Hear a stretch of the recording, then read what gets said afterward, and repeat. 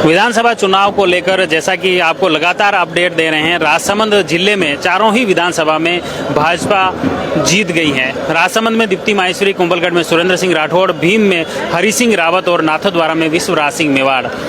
अब हम बात करते हैं, हमारे साथ में कुछ पत्रकार हैं, तो हमने सोचा कि क्योंकि सभी सीटों को लेकर कुछ विश्लेषण किया जाए। सबसे पहले हमारे साथ में भाजपा के नेता हैं सीपी धिंग, उनसे बातचीत करते हैं नाथद्वारा विधानसभा से। नाथद्वारा विधानसभा सीट हॉट सीट थी, जहां पर दिग्गज नेता थे सीपी जोशी, कांग्रेस के बड़े नेता थे, और विश्वराज सिंह मेवाड़ वहां पहला चुनाव लड़े थे, लेकिन फिर भी मुकाबला बीजेपी जीत गई है। कैसे देखते हैं आप? सब बड़े बुजुर्ग कार्यकर्ताओं की मेहनत थी, और वहाँ पे ये कोई चेहरा बड़ा नहीं होता है, क्योंकि यहाँ पहले भी सीपी जोशी साहब 2 बार हार चुके हैं चुनाव। और ये आदरणीय प्रधानमंत्री मोदी जी, हमारे अमित शाह जी, जेपी नड्डा जी, जिनकी बदौलत आज चारों सीटें राजसमंद में जीते हैं हम, और वो भी बड़े मार्जिन से जीते हैं हम। तो ये जीत का श्रेय आप कैसे देते हैं? कैसे एक मुख्य रूप से नाथद्वारा की बात करें तो वहाँ विकास के नाम पर वोट लिए जा रहे थे, भीम में भी ये विकास के नाम पर चुनाव लड़ा गया था, फिर यहाँ ये तो आपको खुद को मालूम है, आज रिजल्ट आया है। विकास से वोट देते हैं या लोगों के काम करने, सुख दुख में काम करने से वोट देते हैं लोग बाग? तो फिर ये तो विकास अगर किया है विकास के नाम पर, तो फिर कोई विकास नहीं करे तो भी जीत सकता है? विकास तो राज्य सरकार के पास जो योजना आती है उससे ऑटोमेटिक ही होता है। ये कोई व्यक्तिगत कोई नहीं कर सकता मैंने विकास करवाया, ये तो राज्य सरकार की योजना है, उस योजना में विकास होता है। ये मुख्य रूप से आपने देखा कि किस तरह से सरकार की जो योजनाएं हैं उस योजनाओं पर जीत की बात कर रहे हैं। इसी तरह हमारे साथ में और भी पत्रकार हैं, मुख्य रूप से आनंद जी सोत्री है। आनंद जी, एक चारों ही सीटों को लेकर आप थोड़ा सा विश्लेषण बताएं कि राजसमंद विधानसभा में जो दीप्ति जी की जो जीत हुई है, पिछला सब रिकॉर्ड इन्होंने तोड़ दिया है। जी, जिस प्रकार से दीप्ति माहेश्वरी विगत 2.5 वर्षों में क्षेत्र में बराबर जनता के साथ मतलब उनका मिलना जुलना बराबर रहता था, वो हर समय दौरे पर रहती थी, आम जनता के जो भी सुख दुख के कार्यक्रम जो भी होते थे उनके भागीदारी वो निभाती थी, इसीलिए आम जनता की जीत है ये। तो क्या लग रहा है, कांग्रेस की इतनी सहभागिता नहीं थी? जी, कांग्रेस की जिस प्रकार से देखा जाए तो नारायण सिंह भाटी जो पूर्व 2018 में भी चुनाव लड़े थे, तब उनको 65,000 वोट मिले थे, और इस बार भाजपा से एक बागी उम्मीदवार भी खड़े हुए थे, दिनेश बड़ाला, जो उनके ऐसा माना जा रहा था कि इस बार भाजपा को कम बढ़त मिलेगी, लेकिन पिछली बढ़त को भी तोड़कर ऐतिहासिक जीत दीप्ति माहेश्वरी ने हासिल की। ये वास्तव में इनकी मेहनत का फल है। भीम विधानसभा को लेकर क्या कहेंगे? वहाँ मुख्य रूप से भाजपा और कांग्रेस में सीधी टक्कर थी। जी, भीम विधानसभा क्षेत्र के लिए भी मैं यह कहूँगा कि 2018 का चुनाव आप उठा के देखो, तब भाजपा का एक बागी उम्मीदवार था अजय सोनी, वह निर्दलीय के रूप में चुनाव लड़ा था, और वो करीब 35-36 हज़ार वोट लेकर चला गया था। इस बार सीधा मुकाबला था, और प्रधानमंत्री नरेंद्र मोदी की जो देवगढ़ कस्बे में रैली आम सभा आयोजित हुई थी, उसका भी काफ़ी असर देखने को मिला। इसी कारण से यह भीम विधानसभा क्षेत्र की सीट जीती। कुंभलगढ़ में काफ़ी इस बार तनातनी थी, और कुछ बताया जा रहा था कि कुछ विरोध भी था, फिर भी काफ़ी अच्छे मतों से सुरेंद्र सिंह राठौड़ जीते हैं। जी, जिस प्रकार कुंभलगढ़ की अपन बात करें तो कुंभलगढ़ में इस बार भाजपा से 2 बागी उम्मीदवार खड़े हुए थे, एक अनूप सिंह, एक नीरज सिंह राणावत, ये दोनों खड़े हुए थे। ऐसा अनुमान लगाया जा रहा था कि भाजपा को इस बार कड़ी टक्कर देखने को मिलेगी, लेकिन ऐसा हुआ नहीं, और सुरेंद्र सिंह राठौड़ जो पूर्व में जीते थे उससे भी ज़्यादा वोटों से इस बार विजय हुए। मतलब इनकी भी जमीनी स्तर पर काफ़ी मजबूत पकड़ रही। जी, जिस प्रकार सुरेंद्र सिंह राठौड़ लंबे समय से इस क्षेत्र से विधायक रह चुके हैं, और वो आम जनता के सुख दुख में भागीदार बनते हैं, इन्हीं कारणों के चलते सुरेंद्र सिंह राठौड़ की ये। अब नाथद्वारा सीट पे आते हैं। नाथद्वारा में भाजपा की तरफ से विश्वराज सिंह नया चेहरा था, दूसरी तरफ जो अनुभव की बात कुंभलगढ़ में कर रहे हैं वही अनुभव उससे ज़्यादा नाथद्वारा में कांग्रेस की तरफ से चेहरा था सीपी जोशी। फिर वहाँ किस तरह से सीपी जोशी हारे और बीजेपी क्यों जीत हुई? जी, जिस प्रकार नाथद्वारा जब विधानसभा प्रत्याशियों का जब चयन हुआ था, और विश्वराज सिंह मेवाड़ को जब टिकट मिला था नाथद्वारा से, तो एक ऐसी हवा बन चुकी थी कि जो ये मेवाड़ घराने से आते हैं, वहाँ भील आदिवासी समुदाय के लोग भी रहते हैं, और जो श्रीनाथ जी का मंदिर बना हुआ है, इनमें भी इनके पुरखों का मतलब काफ़ी योगदान रहा है। उन सभी कारणों को अगर अपन देखें तो विश्लेषण अगर करते हैं तो आम पब्लिक ने कहा कि मतलब जिस प्रकार अपने क्षेत्र के मेवाड़ उन्हीं के पक्ष में उन्होंने मतदान किया, सीपी जोशी ने भी काफ़ी इस क्षेत्र में विकास करा है। विकास की हार हो गई और महाराणा मेवाड़ के जो वंशज हैं विश्वराज इसमें सिंह, मुख्य रूप से ये बात चली थी कि मेवाड़ की पगड़ी का मान, ये प्रचार में काफी चला था, शायद वो फैक्टर काम किया गया। जी हाँ, मेवाड़ की आन बान और शान की जो बात लंबे समय से चल रही थी, वो रिजल्ट आया, उसमें परिणाम देखने को मिला है। ये यहाँ भाजपा की अच्छी विजय हुई है। सरपंच साहब बधाई हो आपने। हुकम सर। कई लाग रही हो, ये परिणाम किस तरह एकदम कतरी उम्मीद ही और कतरी उम्मीद जीते। उम्मीद तो मैंने पहले से पता था, 23,000 की लीड से मान रखी थी, पर जो जनता ने जो दिया है बहुत अच्छा दिया हुकम। और जो किरण माहेश्वरी जी ने, जो पूर्व मंत्री महोदय थे, उन्होंने काम किया है।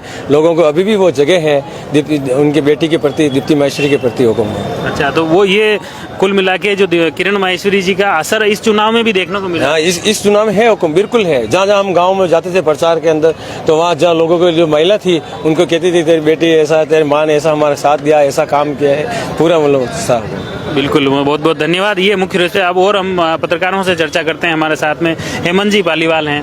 हेमंत जी, नाथद्वारा के चुनाव को लेकर आप क्या कहेंगे, किस तरह का? नाथद्वारा चुनाव में वैसे सन 80 से डॉक्टर सीपी जोशी चुनाव लड़ते आ रहे हैं। 1980 का चुनाव हो, चाहे 85 का चुनाव हो, 98 का चुनाव हो या 2003 का चुनाव हो, डॉक्टर सीपी जोशी उन चुनाव में जीते थे। 2007 वाले चुनाव में जब डॉक्टर सीपी जोशी प्रदेशाध्यक्ष बने थे, तब उनको भाजपा के उन्हीं के सिपाही सलाहकार कल्याण सिंह ने उन्हें 1 वोट से हरा दिया था। तब से नाथद्वारा में ये नाथद्वारा सीट हॉट सीट मानी जाने लगी और 1 वोट से हार के कारण पूरे देश भर में चर्चा में आई थी। उसके बाद में सीपी जोशी लोकसभा का चुनाव लड़े और सीधे केंद्रीय मंत्री बन गए। 2013 के चुनाव में विधानसभा का चुनाव उन्होंने अपने करीबी देवकीनंदन गुर्जर को लड़ाया, तो उनको भाजपा के दिग्गज कल्याण सिंह ने 12,000 वोटों से हरा दिया। गत चुनाव की बात करें 2018 वाले चुनाव की, तो 2018 वाले चुनाव में डॉक्टर सीपी जोशी के सामने भाजपा से महेश प्रताप सिंह को प्रत्याशी बनाया था, तो महेश प्रताप सिंह को मात्र 71,000 वोट मिले थे। वहीं सीपी जोशी को 87,000 वोट मिले थे और वो 16,900 वोटों से समथिंग चुनाव जीत चुके थे। तो इस बार माना जा रहा था कि जो करीबन 20,000 की गैप होगी वो भाजपा कहां से पूर्ति करेगी। दूसरा, ये इस चुनाव में विजन और मुद्दे पूर्णतः गायब रहे। ये चुनाव नामदार और कामदार के मुद्दे पर लड़ा गया। तो ये कामदार और नामदार तो कांग्रेस का स्लोगन था, वो आप बोल रहे हैं, और उसमें कामदार सीपी जोशी ने बताया कि मैंने काम किया है, तो फिर ये तो नाम भारी पड़ा है उस पे, मतलब कुल मिला के काम पे नाम भारी पड़ गया। बिल्कुल, नाथद्वारा की जनता ने सीपी जोशी के काम को नकार दिया और उन्होंने नामदार को वोट देकर विजय बना दिया। तो फिर ये तो गलत हुआ ना। अगर काम के आधार पर अगर ये चीजें नहीं हुई तो फिर लोग, कोई भी जनप्रतिनिधि विकास कराएगा ही नहीं, लोगों को केवल भ्रमित करो, ये तो नहीं है। नहीं, जब सीपी जोशी का विकास कार्य हुआ था तब उनके ऊपर विकास कार्य के साथ साथ में भ्रष्टाचार के भी कई सारे आरोप लगे थे। तो वो भ्रष्टाचार के आरोप जनता को कहीं ना कहीं पसंद ना आए हैं, जिसके कारण वो हार का भी। अच्छा, विकास तो किए लेकिन उसमें भ्रष्टाचार के कई सारे आरोप लगे थे, तो वो कहीं ना कहीं हार में कहीं ना कहीं जुड़ता है वो कारण भी। हमारे साथ में अभी सीसीओ न्यूज से हैं दिनेश जी माली हैं। दिनेश जी, इस नाथद्वारा के चुनाव को लेकर आप क्या कहेंगे कि ये जो जीत है वो किस आधार पर हुई है? देखिए, ये जो जीत है नाथद्वारा विधानसभा क्षेत्र में, जो भाजपा की जो जीत हुई है, कहीं न कहीं नाथद्वारा में तानाशाह इतना बढ़ गया था कि लोगों को पता चलने लग गया था। आप नगर पालिका को देखो, ऐसे आयुक्त को लाकर इन्होंने बिठाया कि लोगों के एक काम भी नहीं होते थे। लोग 1-1 साल तक पट्टे के लिए चक्कर काटते थे। ऐसी स्थितियां थी जो लोगों के सामने भी आती रही, उजागर होती रही।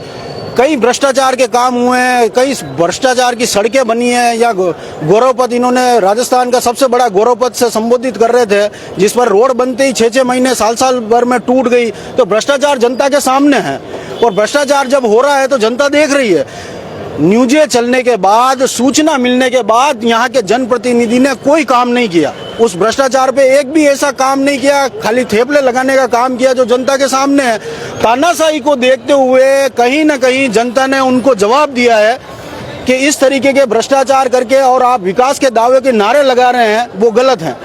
तो ये जो हमें यूँ लग रहा है कि इस बार मेवाड़ राजघराने से विश्वराज सिंह मेवाड़ बड़ा चेहरा है, मेवाड़ में आपने पूरा मेवाड़ मानता है, तो वो भी कहीं ना कहीं असर रहा होगा इसमें। बिल्कुल रहा है। देखिए वो मेवाड़ के राजघराने से भी हैं, तो निश्चित रूप से उनकी छवि भी यहाँ प्रभावित की है लोगों को, और मीणा समुदाय, भील समुदाय के लोगों ने भी उन्हें समर्थन दिया है। कहीं ना कहीं उनके साथ जो महारानी जी थी उन्होंने भी काफ़ी अच्छा प्रयास किया है, वो जनता के बीच में गए हैं, और जो जनता के बीच में जाने की महाराज और महारानी की जो प्रक्रिया थी वो जनता को कहीं ना कहीं अच्छी लगी, क्योंकि यहाँ के जो विधायक वर्तमान थे वो कहीं भी इस तरीके से जनता को कहीं इस तरीके से फेस करते थे कि जनता उनसे नाराज थी।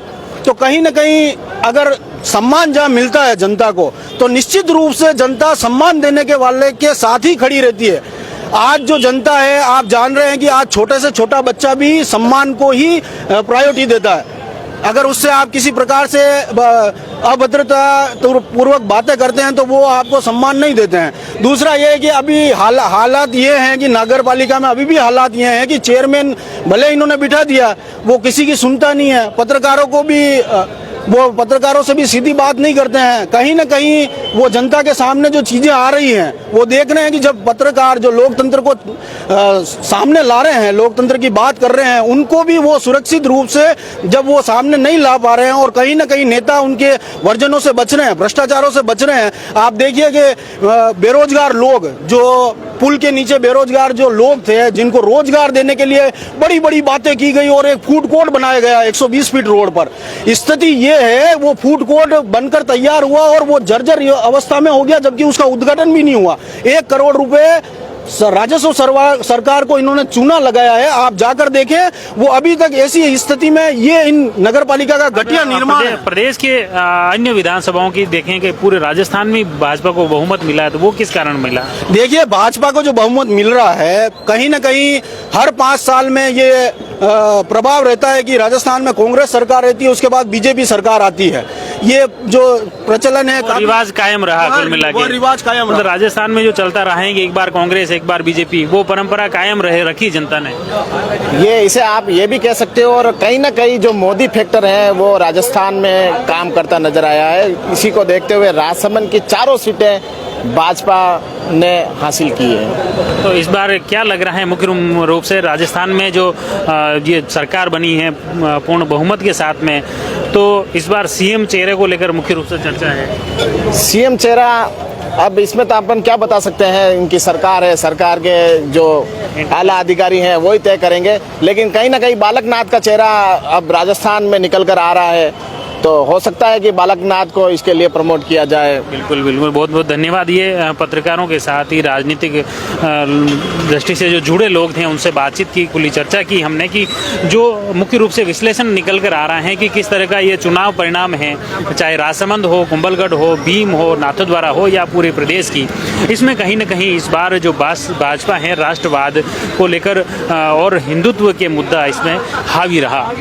आप जुड़े रहिए जयवर्धन न्यूज के साथ। धन्यवाद। The Maruti Nandan grand, Nathdwara स्थित एकमात्र ultra luxurious 5 star hotel. Rajsamand जिले की एकमात्र 5 star hotel the Maruti Nandan grand में भोजन की स्वादिष्ट थाली अब सिर्फ 290 रुपए में। श्रीनाथ जी की नगरी नाथद्वारा में इस सुनहरे अवसर का आनंद अवश्य उठाएं।